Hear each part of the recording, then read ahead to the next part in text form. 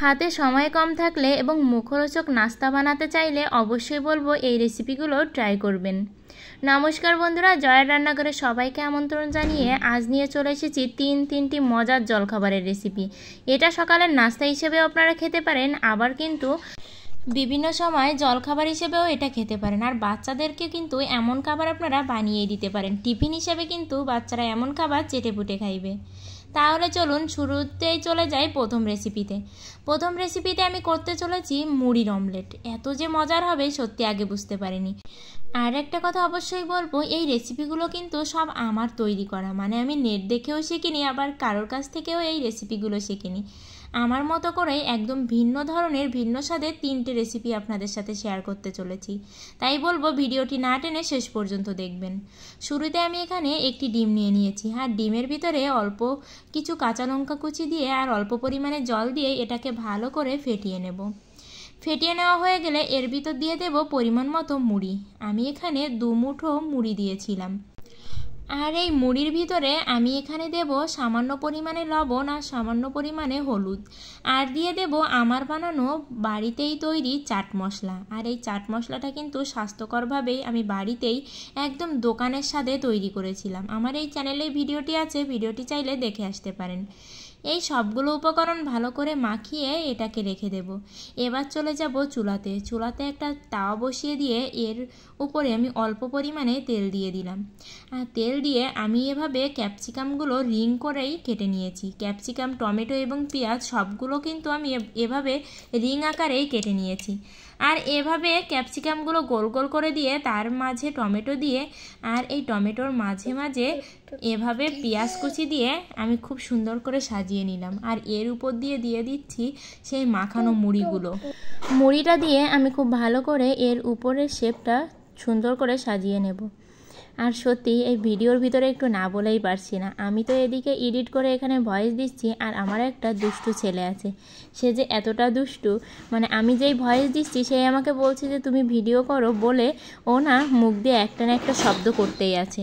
আর ওর জন্য না আমি ঠিকঠাক ভয়েসও দিতে পারছি না। আর এই যে দেখুন, কথা বলতে বলতে কিন্তু আমি এটা উল্টেও ফেলেছি, উল্টে ভাজি করে এটাকে নামিয়ে নিয়েছি। আর এটা খেতে যে এতটা মজা হয়েছে, আর এই টমেটো, পেঁয়াজ, ক্যাপসিকাম সবগুলোই কিন্তু খুব ভালো সেদ্ধ হয়ে গেছে। আর অবশ্যই বলবো এভাবে একটা রেসিপি তৈরি করে খেয়ে দেখবেন, অনেক বেশি মজার হয় এটা।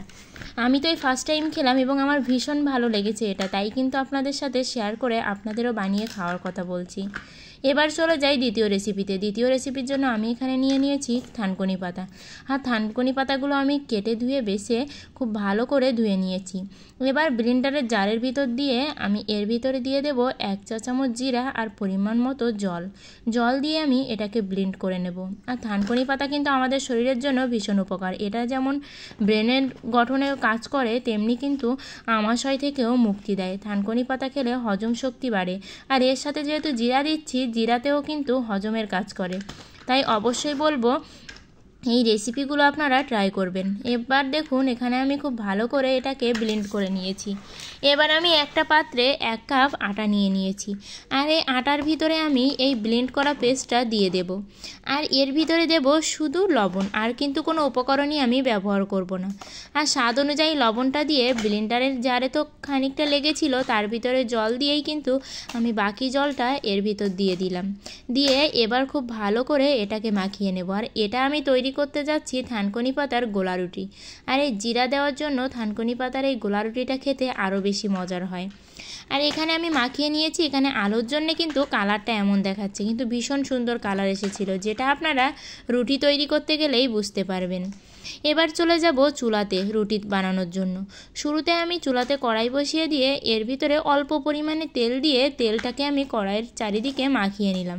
অল্প পরিমাণেই কিন্তু তেলটা দিতে হবে, তাহলে এভাবে ঘোরাতে গেলে সুবিধা হবে। আর এভাবে আমি সুন্দর করে রুটির শেপটা দিয়ে নেব। আর এভাবে রুটির শেপ দেওয়া হয়ে গেলে আমি এক পাশ যখন এটা হয়ে যাবে তখন কিন্তু অপর পাশটা কিন্তু এমনিতেই ছেড়ে দেবে, তখন একটু তেল দিয়ে দেব। আর তেল দিয়ে কিন্তু আমি এপাশ ওপাশ খুব ভালো করে ভেজে নেব।